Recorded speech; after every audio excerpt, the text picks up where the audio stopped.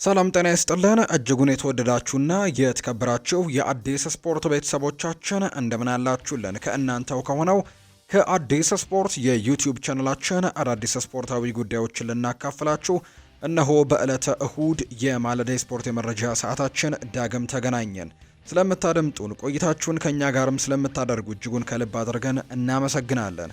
በዛሬ ፕሮግራማችን የተለያዩ ርዕሰ ጉዳዮችን ወደ እናንተም የምናደርስ ነው የሚሆነው። ውድ ቤተሰቦቻችን ዛሬ የተወዳጁ የእንግሊዝ ፕሪሚየር ሊግ ፍጻሜውን ያገኛል።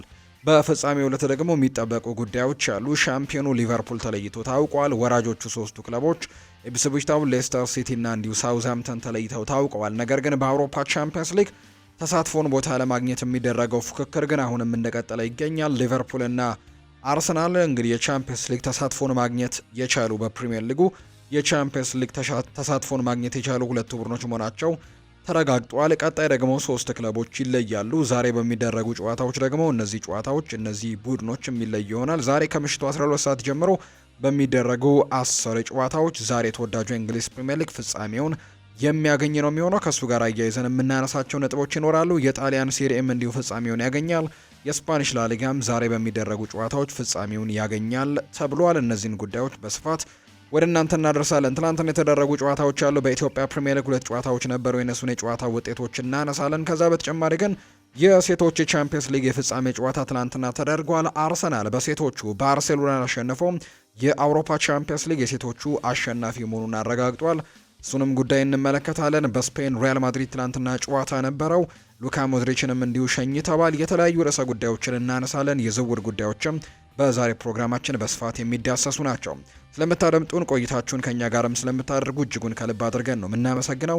ፎርባሮ ፕሮግራሙን እየመራው ከእናንተ ጋር ቆይታን አደርጋለሁ። ከመሸጋገሪያ በኋላ ተመልሰን ስንመጣ በቀጥታ ወደ ዛሬ ፕሮግራማችን የምናመራ ይሆናል። አብራችሁን ቆዩ።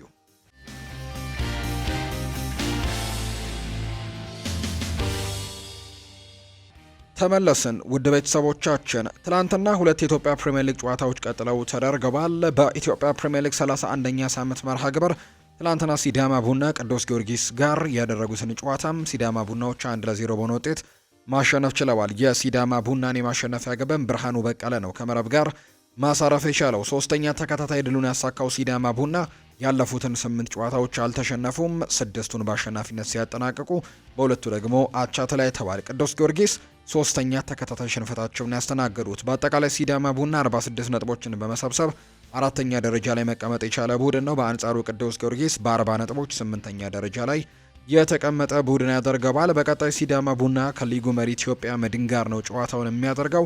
በአንጻሩ ቅዱስ ጊዮርጊስ ከስሁል ሽረ ጋር ጨዋታውን ያደርጋል። ምሽት ላይ በተደረገው ጨዋታ በኢትዮጵያ ፕሪሚየር ሊግ ሌላኛው የ31ኛ ሳምንት መርሃ ግብር ሀዲያ ሆሳዕና ከኢትዮ ኤሌክትሪክ ጋር ያደረጉትን ጨዋታ 1-1 በሆናቸው ውጤት ነው ማጠናቀቅ የቻሉት። የሀዲያ ሆሳዕናን ግብ ጸጋብ ግዛው እንግዲህ ሲያስቆጥር ለኢትዮ ኤሌክትሪክ ደግሞ አቤል ሀብታሙ ነው ኳስና መረብን ማሳረፍ የቻለው። ሀዲያ ሆሳዕና በዚህም 43 ነጥቦችን በመሰብሰብ 5ኛ ደረጃ ላይ ተቀምጧል። በአንጻሩ ኢትዮ ኤሌክትሪክ በ34 ነጥቦች 14ኛ ደረጃ ላይ የተቀመጠ ቡድን ነው። በቀጣይ አዳማ ከተማ ከሀዲያ ሆሳዕና፣ ወላይታ ዲቻ ደግሞ ከኢትዮ ኤሌክትሪክ ጋር ጨዋታቸውን የሚያደርጉ ይሆናል። ውድ ቤተሰቦቻችን ወደ ውጭ ሀገር ስፖርታዊ ጉዳዮቻችን በቀጥታ እናምራ። ትላንትና የተደረጉ አንዳንድ ጨዋታዎች አሉ። እነሱን በማንሳትን ጀምር። አርሰናል ትላንትና የሴቶች የቻምፒየንስ ሊግ ዋንጫን ያሸነፈ ቡድን ሆኗል። በተለይ ዘንድሮ ባርሴሎና በሴቶቹ እጅግ አስደናቂ ውድድር ዓመትን አሳልፈዋል። የአምናው የሴቶች የቻምፒየንስ ሊግ እንዲሁ አሸናፊ ደግሞ የነበረው እንዲሁ ባርሴሎና እንደነበር እናስታውሳለን። የአምናውን ብቻ ሳይሆን የካቻውን አሁንም ጭምር እንዲሁ ባርሴሎናዎች ቻምፒየን እንደነበሩ የምናስታውሰው ነው በአውሮፓ ቻምፒየንስ ሊግ።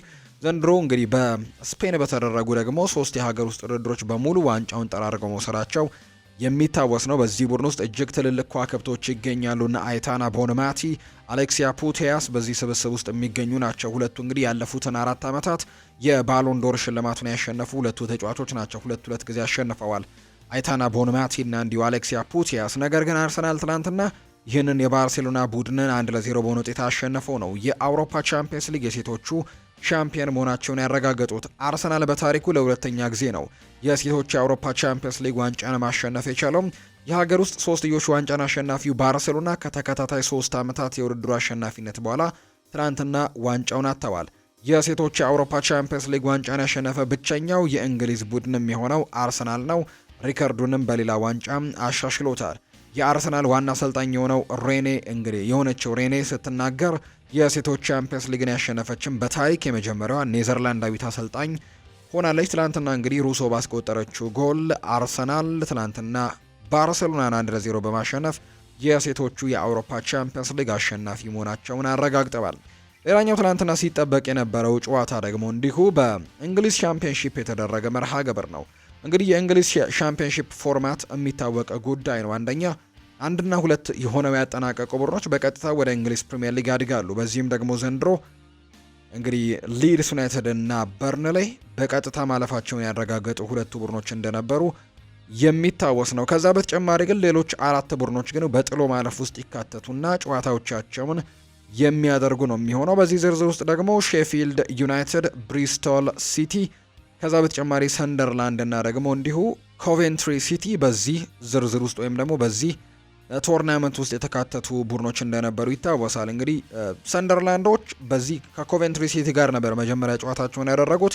በመጀመሪያው ጨዋታ 2-1 አሸነፉ። በመልሱ ጨዋታ 1-1 ተለያይተው ለፍጻሜው ጨዋታ ማለፋቸውን አረጋገጡ። በአንጻሩ ሼፊልድ ዩናይትድ ደግሞ የመጀመሪያውን ጨዋታ ብሪስቶል ሲቲን 3-0 አሸነፉ። በመልሱም ጨዋታ በተመሳሳይ 3-0 በሆነ ውጤት አሸነፈው። በድምር ውጤት 6-0 በማሸነፍ ነው ለፍጻሜው ጨዋታ የበቁ። ትላንትና ደግሞ ሼፊልድ ዩናይትድ ከሰንደርላንድ ጋር ጨዋታቸውን አድርገዋል። በእንግሊዝ ቻምፒየንሺፕ ጥሎ ማለፍ ፍጻሜ ሰንደርላንድ ከሼፊልድ ዩናይትድ ጋር ያደረገውን ጨዋታ ከመመራት ተነስተው ሰንደርላንዶች 2-1 በሆነ ውጤት ማሸነፍ ችለዋል። ሰንደርላንድ ማሸነፉን ተከትሎ ወደ እንግሊዝ ፕሪሚየር ሊግ ማደጋቸውን ያረጋገጡ ሶስተኛው ቡድን ሆነዋል። በርንሌይና ሊድስ ዩናይትድ ወደ እንግሊዝ ፕሪሚየር ሊግ አድገው ነበር። ሰንደርላንድ ደግሞ አዲሱ ቡድን ወይም ደግሞ ሶስተኛው ቡድን ሆኖ ወደ ፕሪሚየር ሊጉ ማደጉን ያረጋገጠ ቡድን ሆኗል። ትላንትና ድንቅ ፉክክር የታየበት ጨዋታንም እንዲሁ ተመልክተናል። እንግዲህ ሰንደርላንዶች ከመመራት ተነስተው 2 ጎሎችን አስቆጥረው ጨዋታውን 2-1 በውጤት በማሸነፍ ነው ወደ ቀጣዩ ዙር ማለፋቸውን ወይም ወደ እንግሊዝ ፕሪሚየር ሊግ ማደጋቸውን ያረጋገጡት። ትላንትና የተደረገው ጨዋታ ይሄ ነው። በስፓኒሽ ላሊጋም ትላንትና ጨዋታ ተደርጓል። ሎስ ብላንኮቹ ትላንትና ድል ቀንቷቸዋል። በተለይ የመጨረሻው ጨዋታ እንደሆነ ይታወቃል። የ38ኛ መርሃ ግብራቸው ነው ትላንትና ያደረጉት። በስፓኒሽ ላሊጋ ሲጠበቅ የነበረ ጨዋታ ነው። ሲጠበቅ የነበረበት ምክንያት ዋንጫ እንደማያመጡ ተረጋግጧል። ነገር ግን ትላንትና ከዋክብቶቻቸውን ሸኝተዋል። ሉካ ሞድሪች፣ ካርሎ አንቸሎቲና ሉካስ ቫስኪዩስ በትላንትናው እለት እንግዲህ ከሪያል ማድሪድ ጋር መለየታቸውና ስንብት እንግዲህ ሽኝት ፕሮግራምም የተደረገላቸው ናቸው። ሎስ ብላንኮቹ ዓመትን በድል አጠናቀዋል። ሪያል ማድሪድ ከሪያል ሶሴዳድ ጋር ያደረጉትን የስፓኒሽ ላሊጋም የመጨረሻ ሳምንት መርሃ ግብር 2-0 በሆነ ውጤትም ነው ማሸነፍ የቻሉት። የሎስ ብላንኮቹን የማሸነፊያ ግቦችም ኬሊያን ኤምባፔ ነው ሁለቱንም ከመረብ ጋር ማሳረፍ የቻለው። ኤምባፔ ያስቆጠራቸውን የሊግ ግቦችም 31 በማድረስ የውድድር ዓመቱን አጠናቋል። ሪያል ማድሪድ በጨዋታው የመጨረሻው ጨዋታውን ላደረጉት አሰልጣኝ ካርሎ አንቸሎቲና ሉካ ሞድሪችም ሽኝት አድርገውላቸዋል። ሪያል ማድሪድ የውድድር ዓመቱን በ84 ነጥቦች ሁለተኛ ደረጃን በመያዝም ማጠናቀቁን ነው የተመለከት ነው። ትልቁ ሽልማቴ የእናንተ ፍቅር ነው ብሏል ሉካ ሞድሪች። የሪያል ማድሪዱ የአማካይ ስፍራ ተጫዋች የሆነው ሉካ ሞድሪች በሳንቲያጎ ቤርናቢው የሪያል ማድሪድ የመጨረሻ ጨዋታውን ትላንትና አድርጓል። ክለቡን የተሰናበተው ሉካ ሞድሪች በጭራሽ እንዲመጣ የማልፈልገው ጊዜ አሁን ላይ መጥቶብኛል ብለዋል። ከሪያል ማድሪድ በርካታ ስኬቶችን አስመዝግበናል ያለው ሞድሪች ትልቁ ሽልማት የእናንተ ፍቅር ነው፣ ለሰጣችሁኝ ነገርም ለማመስገን ቃላት የለኝም ብሏል። ረጅም ነገር ግን አስደሳች ጉዞ ነበር። ክለቡንና ፕሬዚደንት ፍሎሬንቲኖ ፔሬዝንም ማመስገን እፈልጋለሁ ብሏል ሉካ ሞድሪች።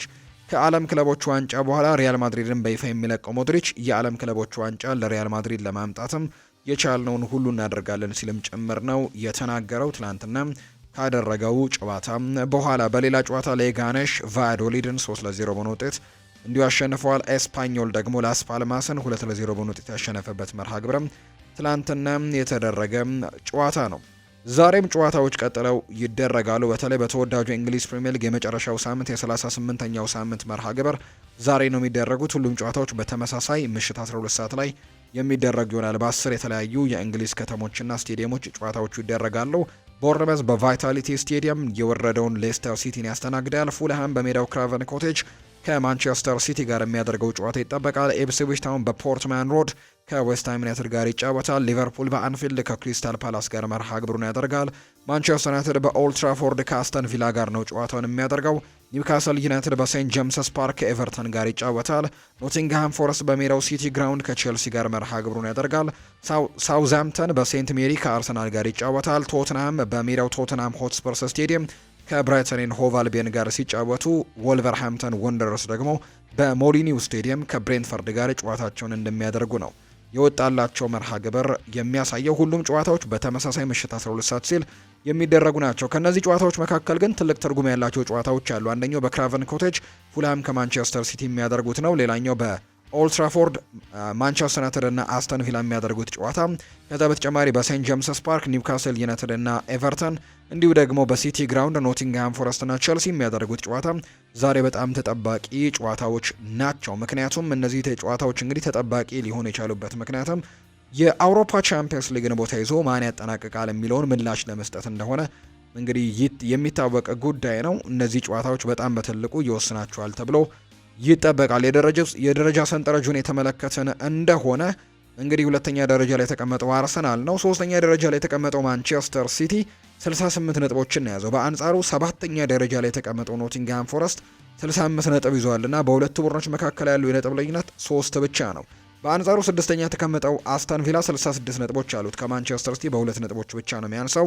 ቸልሲም 66 ይዞ አምስተኛ ነው። ኒውካስል በ66 እንግዲህ አራተኛ ደረጃ ላይ ተቀምጧል። ትልቅ ፉክክር ዛሬ በአውሮፓ ቻምፒየንስ ሊግን ቦታ ይዞ ለማጠናቀቅ የሚደረግ ፉክክር ይኖራል ተብሎ ነው በርካቶች እየጠበቁ እንደሚገኙ ዘገባዎች እያሰፈሩ የሚገኙት። የስፓኒሽ ላሊጋም ጨዋታዎች ዛሬ ቀጥለው ይደረጋሉ። በስፓኒሽ ላሊጋ ዛሬ ዢሮና ከአትሌቲኮ ማድሪድ፣ ቪያሪያል በሜዳው ስታዲዮ ዴላ ሴራሚካ ከሲቪያ እና እንዲሁ ደግሞ አትሌቲክ ቢልባኦ በሜዳው ደግሞ ሳን ማሜስ ከባርሴሎና ጋር የሚያደርጓቸው ጨዋታዎች ዛሬ የስፓኒሽ ላሊጋ የመጨረሻ ጨዋታዎች ናቸው። በጣሊያን ሴሪኤ አታላንታ ከፓርማ፣ ኢምፖሊ ከቬሮና፣ ላትሲዮ ከሊቼ፣ ቶሪኖ ከሮማ፣ ኡዲኒዜ ከፊዮረንቲና እና ቬኔዚያ ደግሞ ከዩቬንቱስ ጋር የሚያደርጓቸው መርሃ ግብሮች ዛሬ የሚጠበቁ ጨዋታዎች እንደሆኑ ነው የወጣላቸው መርሃ ግብር የሚያሳየው።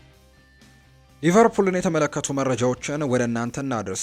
የአመቱ ምርጥ ወጣት ተጫዋች ይፋ ተደርጓል። ትላንትና እንግዲህ በምሽቱ በነበረን የስፖርት የመረጃ ሰዓታችን ላይ የፕሪሚየር ሊጉ የውድድር አመቱ ምርጡ ተጫዋች መሐመድ ሳላ ከሊቨርፑል እንደተመረጠ ገልጸንላችሁ ነበር። የአመቱ ምርጥ ወጣት ተጫዋችም ይፋ ተደርጓል።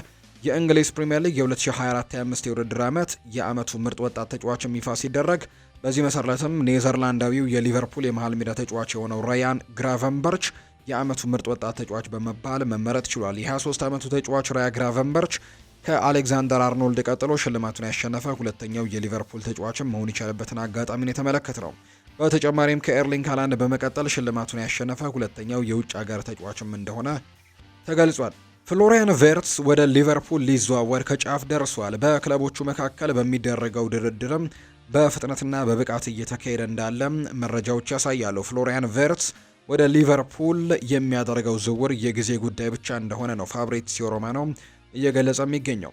ትሬንት አሌክዛንደር አርኖልድ ለሊቨርፑል ባደረገው የመጨረሻ የልምምድ ክፍለ ጊዜው ላይ ከክለቡ ተጫዋቾች እና ደግሞ ከስታፍ አባላቶቹ ሽኝት ተደርጎለታል የሚሉ መረጃዎች አሁን ላይ እየወጡ ይገኛሉ። ማንቸስተር ዩናይትድን ደግሞ እንመልከት። ሁልጊዜም ቆራጥ ነበርክ ብሏል ፈርናንዴዝ። የማንቸስተር ዩናይትድ አምበል ብሩኖ ሚጌል ፈርናንዴዝ ለቀድሞ የቡድን አጋሩ ስኮት ማክቶሚኔ እንኳን ደስ አለህ የሚል መልእክቱን ያስተላለፈለት። እንኳን ደስ አለ ጓደኛዬ፣ ሁልጊዜም ጠንካራ ስነ ምግባር ያለህና ቆራጥ ነበርክ ሲል ብሩኖ ፈርናንዴዝ ይናገራል።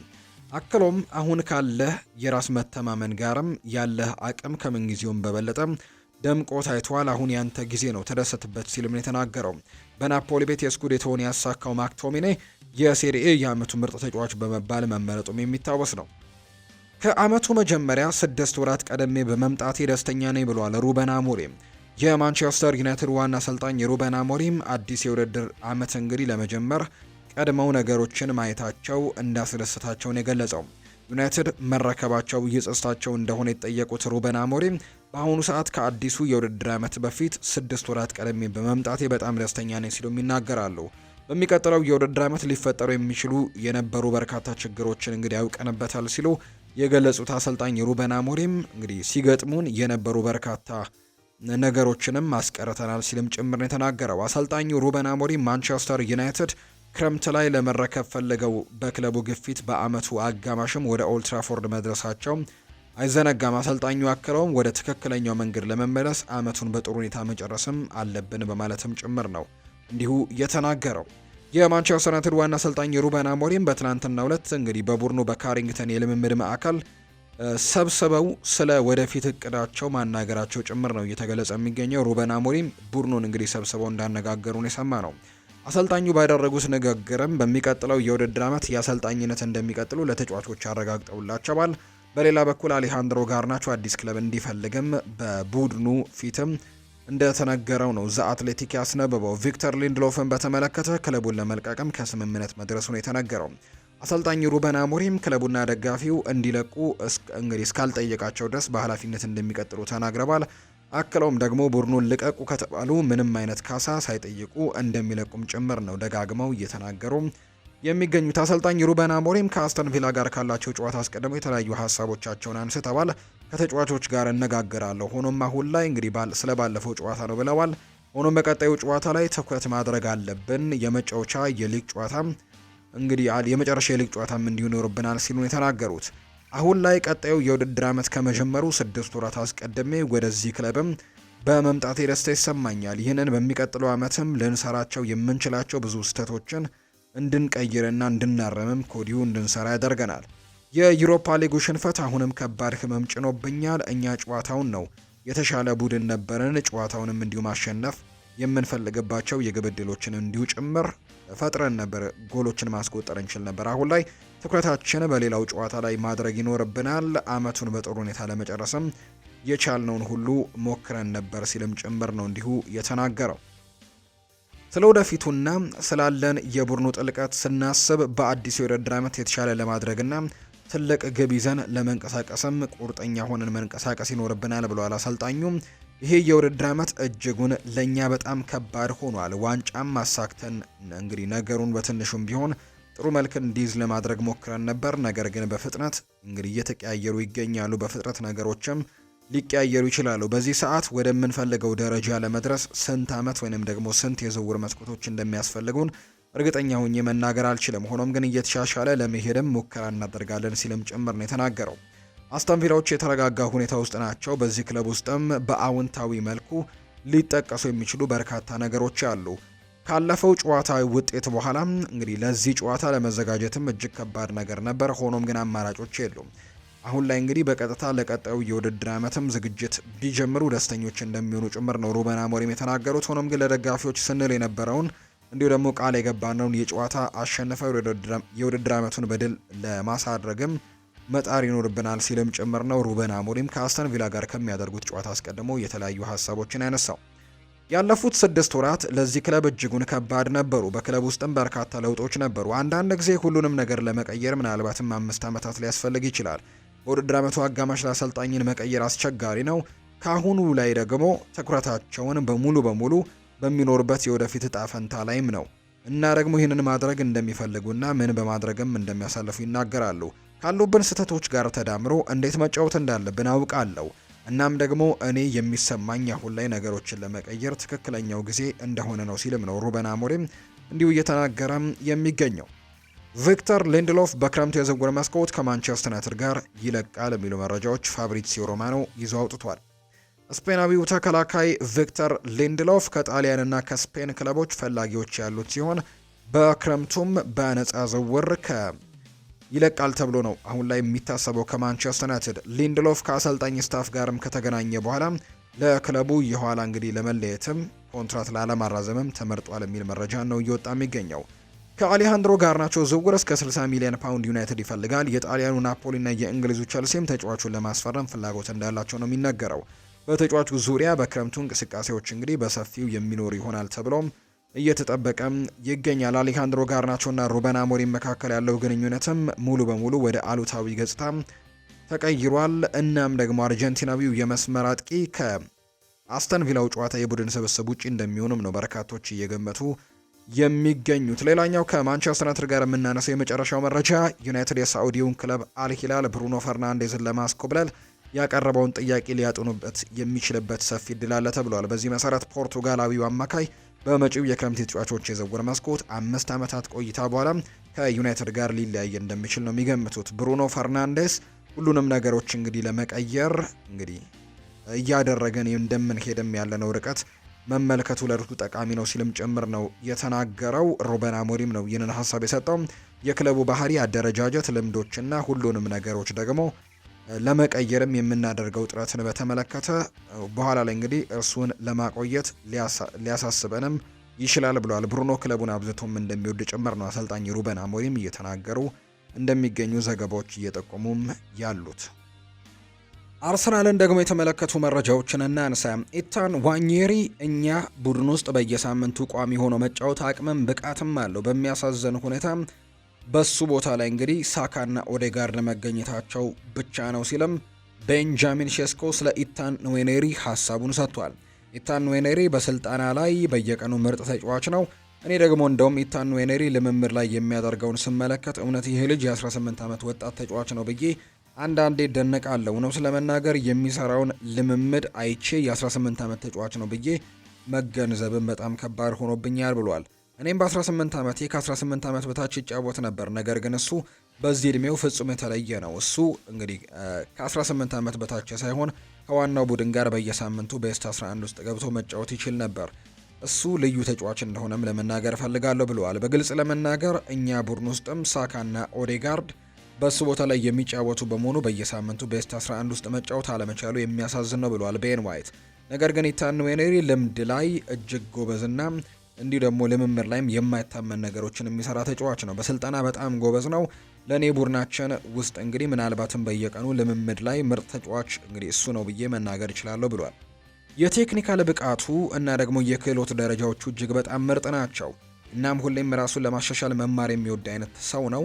የእንግዲህ ያየውንም መተግበሪያና እንዲሁ ደግሞ ማድረግ የሚወደውን ነገር በቃ እሱ ልምምድ ላይ የማይታመን ጎበዝ ተጫዋች ነው። የ18 ዓመት ታዳጊ ተጫዋች ነው። ምናልባትም ወደፊት ሁሉ ነገር መቆጣጠር አቅምንም ብቃትም ያለው ክህሎቱም የላቀ ተጫዋች እንደሆነ አምናለሁ ሲልም ጭምር ነው የተናገረው። የክንፍ መስመር ተጫዋቹ ኢታን ንዌኔሪ ከባርሴሎና፣ ባየር ሚኒክ፣ አርቢ ላይፕዚግ፣ ቸልሲ፣ ሊቨርፑል እና ማንቸስተር ሲቲ ፍላጎት ቢያገኝም አርሰናል የ18 ዓመቱን ተጫዋች ግን መልቀቅ በፍጹም አይፈልጉም። ዴክላን ራይስ ቶማስ ፓርቲን በተመለከተ ሀሳቡን ሰጥቷል። ወደ አርሰናል ከመምጣቴ በፊት ስለ ቶማስ ፓርቲ ሲወራ ሰምቼ ነበር። እናም ወደ አርሰናል ከመጣው በኋላ ግን በእውነትም የተረጋጋና ለቡድኑ ወሳኝ ተጫዋች መሆኑን ተረድቻለሁ። ቶማስ ፓርቲ በአርሰናል ቤት የሚገባውን ክብርም አግኝቷል ብዬ አላስብም ሲልም ጭምር ነው የተናገረው ዴክላን ራይስ። የማንቸስተር ሲቲን ጉዳዮችና አንሳ ኬቨን ደብሮይነ ይናገራል። በማንቸስተር ሲቲ ህይወቴ በሄድኩበት መንገድ ደስተኛ ነኝ። ግልጽ ውጣ ውረዶች፣ ስኬት፣ ውድቀት፣ ጉዳት፣ ምንም አይነት ነገር አለ። ነገር ግን ሁሉንም ነገር 100% ሁልጊዜም በትክክል ለሚካሄድም መጠበቅ እንዳንችልም ያደርገናል። ሁልጊዜም ከባድ ከሆኑ ነገሮችን መማር የሚኖርብናል ሲልም የተናገረው። ስለዚህም እንደ ሰውና ተጫዋችም በነበርኩበት መንገድ በጣም ደስተኛ ነኝ። እኛ ደግሞ አሁንም የድሮ ትምህርት ቤትም እግር ኳስ ሰውም ነኝ አልልም። ስለዚህ አንድ ሰው እና ደግሞ ተጫዋች በነበርኩበት መንገድም በጣም ደስተኛ ነኝ። እናም አሁን ላይ የድሮ ትምህርት ቤት እግር ኳስ ሰው ነኝ እላለሁ። በእውቀት በፈጠራ በስሜታዊነትም እጫወታለሁ። እናም እዚህ ደስተኛ ነኝ ሲልም የተናገረው ኬቨን ደብሮይና ይናገራል። ስለ 2017-18 የውድድር ዓመት እንደ ቡድን ከዚህ በፊት ካሳለፍናቸው ወቅቶች ሁሉ ምርጡ ነው ሲሉ ይገልጻሉ። በህይወቴ ከዚህ በፊት ከነበሩት ሁሉ ምርጡ የውድድር ዓመትም ነበር። የማይቆይ ኃይልም እንደነበረኝም ይሰማኛል ሲልም ጭምር ነው እንዲሁ እየተናገረ የሚገኘው። ፔፕ ጓርዲዮላ የወልቨሱን የግራ ተመላላሽ ተከላካይ የሆነውን ራያን አይት ኑሪንም ለማስፈረም በጣም ይፈልጋሉ። ፔፕ ጓርዲዮላ እንግዲህ አሁን ላይ እሱን እንግዲህ ከሚፈልግባቸው ምክንያቶች አንደኛው ወደ መሀል ሜዳ እየገባ ስለሚጫወት ነው። እንደ ካንሴሎ አይነት ማጫወት አለው ሲል ነው ዴቪድ ኦርነስቲን መረጃውን እያጋራ የሚገኘው። ቸልሲን የተመለከቱ መረጃዎችን እናንሳ። ቸልሲዎች የብራይተኑን አጥቂ ዣኦ ፔድሮን ማስፈረም ምንም አይነት ንግግር እንዳልጀመሩ ይገለጻል። ሰሞኑን በተለይ ዣኦ ፔድሮን ለማስፈረም ንግግሮችን ጀምረዋል የሚሉ ሀሳቦች ሲነገሩ ነበር። ነገር ግን ይሄ ከእውነት የራቀ እንደሆነ ነው እየተገለጸ የሚገኘው። አሁን ላይ ይህንን ተጫዋች ለማስፈረም ምንም አይነት የላቀ ንግግር እንዳላደረጉ ጭምር ነው እየተገለጸም የሚገኘው። ሌላኛው የምናነሳው ጉዳይ እንዲሁ ደግሞ ከቪክተር ኦስሜን ጋር የተያዘ ነው። ወደ የትኛውም የሳዑዲ ክለብ የመሄድ ምንም አይነት ፍላጎት የለውም የሚል መረጃ ነው እየወጣ የሚገኘው።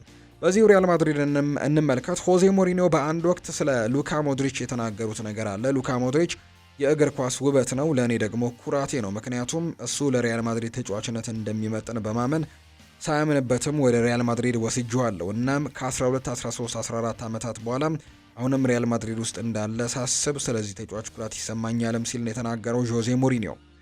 ካርሎ አንቸሎቲ ይናገራሉ። ሰላም እንደምን አላችሁ? ለመናገር ቃላት ከብዶኛል። ይህንን ክለብ ማሰልጠን ትልቅ ክብር ነው፣ እንዲሁ ደግሞ ደስታም ነበር። በመጀመሪያዎቹ ደረጃ እንግዲህ በእነዚህ ዓመታት ውስጥም እጅግ በጣም ጥሩ ባህሪያትን ያሳየ ውድ ፕሬዝዳንት ፍሎሬንቲኖ ፔሬዝን ማመስገን እፈልጋለሁ ብለዋል። በእንደዚህ አይነት አስደናቂ ጊዜያት ሁላችሁንም አመሰግናለሁ። አብረን አንድ አስደናቂ ታሪክንም ፈጥረናል።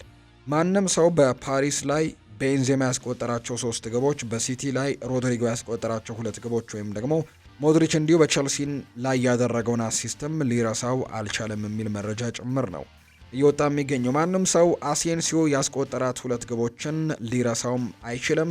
በዚህ ክለብም ያሳለፍኳቸው ቀናትም በጭራሽ አልረሳም፣ ነገር ግን ሀላ ማድሪድ ማለት ፈልጋለሁ ሲልም ጭምር ነው ካርሎ አንቸሎቲ የተናገረው።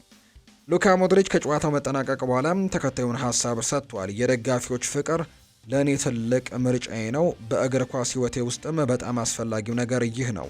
ለዘላለም ከኔ ጋርም አይቆይም። በጣም ከባድ ነው። ምናልባትም በሜዳ ላይ ብዙም እንግዲህ አላለቀስኩም፣ ነገር ግን ወደ ስቴዲየም ሲሄድ ግን ወይም ደግሞ በመልበሻ ክፍል ውስጥም ሳለው በጣም ከባድ ሀዘን ተሰምቶ ነበር ሲልም ነው የተናገረው። መምረጥ ከባድ ነው፣ ነገር ግን ከፓሪስ ሰን ዠርሜን ጋር ያደረጉት ጨዋታ እንግዲህ ላለው ብለዋል። ያ ጨዋታ አስደናቂ ነበር። በዚያ ጊዜ ደግሞ ይህንን ምድብም ደግሞ ማለፍ ቻምፒየንስ ሊግን እናሸንፋለን ብዬ አስቤ ነበር ይለናል። የዓለም ክለቦች ዋንጫን የመጨረሻ ጨዋታዬ ነው። እንግዲህ ዋንጫዎቹም በዚህ ለመምጣትና ከደጋፊዎች ጋርም ለማክበር እንሞክራለን። ነገር ግን በዚህ ዋንጫ ከሪያል ማድሪድ ጋር ያለኝን ዘመን ማጠናቀቅ አስደናቂ ነው። እንደዚህ አይነት ደግሞ ቅጽበቶች እንደሚመጡ አውቅ ነበር፣ ነገር ግን በጭራሽ ደግሞ አላሰብኩትም።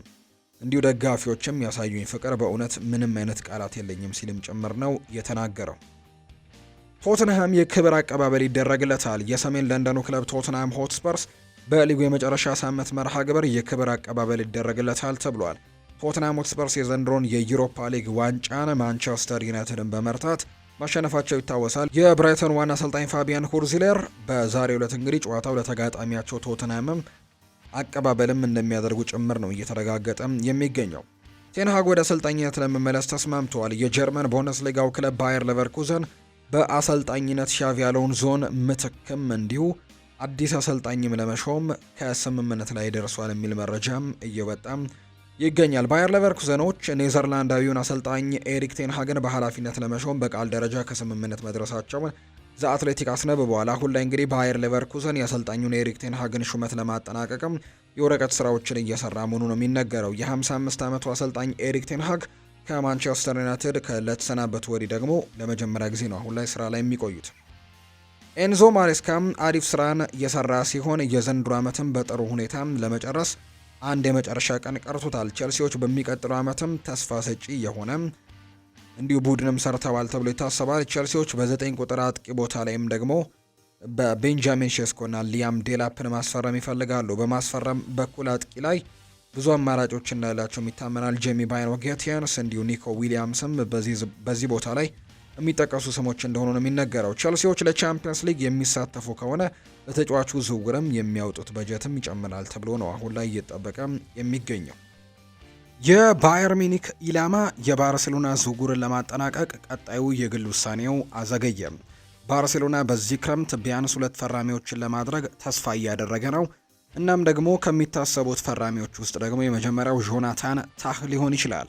በቅርቡ ነፃ ወኪል የሆነው ተከላካይ አሁንም የወደፊት ህይወቱን አልወሰነም። ነገር ግን በዚህ ደረጃ ፍጥነቱ በካታሎኒያ ዋና ከተማ ከሃንስ ፍሊክ ጋር እንደገና ለመገናኘት ይመስላል። ታህ በቅርብ ወራት ውስጥም ከብዙ ክለቦች ጋርም ፍላጎትን የሳበ ሲሆን ከነዚያ ክለቦች መካከልም አብዛኞቹ ወይም ደግሞ ባርሴሎና ይገኝበታል። የካታላኑ ክለብ ባለፈው እንግዲህ ባለባቸው የገንዘብ ችግር ምክንያት ስምምነት ላይም ለመድረስ ባለመቻላቸው ሁለቱ ወገኖች የሚሳተፉበትን ሁኔታ ውስብስብ ሆኖ ቆይቷል። እናም ያንን ስምምነት ደግሞ የመፈጸም እድሎችን የሚቀንስ ቢመስልም የቅርብ ጊዜ ግን ዘገባዎች ግን ሌላ እንግዲህ ነገርን እያሉ ነው። ጆናታን ታህ አሁን ላይ በክረምቱ ወደ ባርሴሎና ለመዘዋወር አቅዷል። በኤምዲ የወጣው ዘገባ እንደሚያሳየው ከሆነ ጆናታን ታህ አሁንም ወደ ባርሴሎና ለመሄድ ቅድሚያ እየሰጠ ነው። በዚህ ደረጃ ከአዲሱ የላሊጋ ሻምፒዮን ወሳኝ ውሳኔን እንግዲህ በመጠበቅ ላይ ሲሆን እንዲሁ ደግሞ ስለ ወደፊቱ ውሳኔም ገና አልወሰደም። ሃንስ ፍሊክ ጆናታን ታህ ባርሴሎናን የሚቀላቅልበት ምክንያትም እንዲሁ ይናገራሉ። ሁለቱ ሰዎች ሃንስ ፍሊክ የጀርመን ብሔራዊ ቡድን ዋና አሰልጣኝ በነበሩበት ሰዓት እንዲሁ ደግሞ አብረው ሲሰሩ የነበረ ሲሆን ሃንስ ፍሊክ ባርሴሎናን ከተከላካዩን እንግዲህ እንዲያስፈርሙለት በግል እየሞገተ ይገኛል ተብሏል። ነገር ግን ሪያል ማድሪድ በጆናታን ታህ ላይ ፍላጎት አላቸው ነው እየተባለ የሚገኘው። የጆናታን ታህ የቀድሞ አሰልጣኙ ሻቪ አሎንሶ ከዚህ ቀደም ጀምሮ በሳንቲያጎ ቤርናቢው ውስጥም ኃላፊነቱን ይወስዳል። ጀርመናዊው ኢንተርናሽናል ወደ ስፔን ዋና ከተማ ክለብም የመሄድ እድል ሊኖረው ይችላል። ነገር ግን አሁን ላይ እንግዲህ ወደ ባርሴሎና ወይም ደግሞ ወደ ባየር ሚኒክ የመሄድ እድሉ ሰፊ ነው። በሚቀጥለው የውድድር ዘመን መጀመሪያ ላይ ጆናታን ታህ ወዴት እንደሚሄድ ይወሰናል ተብሎ ነው የሚጠበቀው። ፈረንሳዊ ወጣት ሊቨርፑልን ያስቀድማል ተብሏል። ራያን ቸርኪ ወደ ሊቨርፑል ለመዘዋወር ከፍተኛ ፍላጎት አለው። ቸርኪ በፍሬንች ሊግ 1 ውስጥ ካሉት ምርጥ ወጣት ተጫዋቾች መካከል አንደኛው ሲሆን በዚህ የውድድር ዘመን እጅግ በጣም ጥሩ እንቅስቃሴን በማድረግ ላይ ይገኛል። በ2024-25 የውድድር ዘመንም በክንፍ ተጫዋችነትም በብዛት የተጫወተበት የ21 ዓመቱ ወጣት ለሊዮን በ43 ጨዋታዎችም 12 ጎሎችንም እንዲሁ ማስቆጠር የቻለበትን አጋጣሚ ነው የተመለከትነው። ፈረንሳዊው በሊዮን እስከ 2026 ክረምት የሚያቆይ ኮንትራት ያለው ሲሆን በኮንትራት ውስጥም 19 ሚሊዮን ፓውንድ የውል ማፍረሻ አለው። ጊቭ ሚ ስፖርት እንደዘገበው ሪያን ቸርኪ በክረምቱ የዝውውር መስኮትም ወደ ሊቨርፑል የመዘዋወር ፍላጎት አለው። ነገር ግን የፕሪሚየር ሊጉ ሻምፒዮኖች ከቶተንሃም ሆትስፐርስ ከፍተኛ ፉክክር ይጠብቃቸዋል ተብሎ ነው የሚታሰበው። የ21 ዓመቱ ወጣት ሊቨርፑልን መቀላቀል እንደሚፈልግ ታውቋል። አሁን ደግሞ የመርሲሴዶ ክለብ የባየር ሌቨርኩዘኑን አማካይ ፍሎሪያን ቨርትስን ለማስፈረም ፍላጎታቸው ከጫፍ ደርሷል። ሪያን ቸርኪን ደግሞ በዚህ ክረምት ወደ ሊቨርፑል የሚያደርገውን ዝውውር ለማጠናቀቅ ተስፋ እያደረገ የሚገኝ ተጫዋች እንደሆነ ነው የሚገለጸው። ሊቨርፑሎች ሪያን ቸርኪን ከፍሎሪያን ቨርትስ ቀጥሎ አማራጭ አድርገውታል። ነገር ግን የቀያዮቹ በፍጥነት ውሳኔ መስጠትም ይኖርባቸዋል ተብሎ ነው እየታሰበ የሚገኘው። ጊቭ ሚ ስፖርት እንዳስነበበው የሪያን ቸርኪ ተወካዮች ከአርሰናል፣ ዩናይትድ፣ ቶትንሃም፣ አስተን ቪላ ና ቼልሲ ጋር ንግግሮችን አድርገዋል። የጂኤምሲ ምንጮች እንደገለጹት ከሆነ እንዲሁ ቶትንሃም ሆትስፐርስ በዚህ ወር ከተጫዋቹ ወኪል ጋርም አዲስ ግንኙነትም ካደረጉ በኋላ ዋና ተፎካካሪዎች ሆነው በመውጣታቸው ዝውውሩ ላይ ደግሞ አሁን ላይ የተለያዩ ነገሮች እየተፈጠሩ ይገኛሉ። ለዝውውሩም እንግዲህ ክለቦች ከባድ እንደሆነ ይጠበቃል። ለነዚህ ውጭ ደግሞ ያሉ ብዙ ክለቦችም እንዲሁ ደግሞ የተለያዩ ጥያቄዎችን ያቀርቡለታል ተብሎ ይጠበቃል። ለራያን ቸርኪ ተጫዋቹ ግን ውሳኔውን ወስናል ተብሎ ነው አሁን ላይ እየተጠበቀ የሚገኘው። የተወደዳችሁና የተከበራችሁ ቤተሰቦቻችን ለዛሬ ያዝንላችሁ አዳዲስ ስፖርታዊ መረጃዎቻችን እነዚህን ይመስላሉ። ስላደመጣችሁን፣ ስለተከታተላችሁን፣ ስለምጽፉልን እጅጉን ከልብ አድርገን እናመሰግናለን። ቪዲዮአችንን ላይክ፣ ቻናላችንን ደግሞ ሰብስክራይብ እያደረጋችሁ ከኛ ጋር ቆይታን ያደረጋችሁ በሙሉ ላቅ ያለ ምስጋናችንን ለእናንተ ማቅረብ ወዳለሁ። ፏርባሩ ፕሮግራሙን እየመራው ከእናንተ ጋር ቆይታን አደረግኩኝ። በቀጣይ ሌሎች ፕሮግራሞችን ይዘን በድጋሚ እንገናኛለን። መልካም ጊዜ እንዲሆንላችሁም ነው በአክብሮት የምመኘው።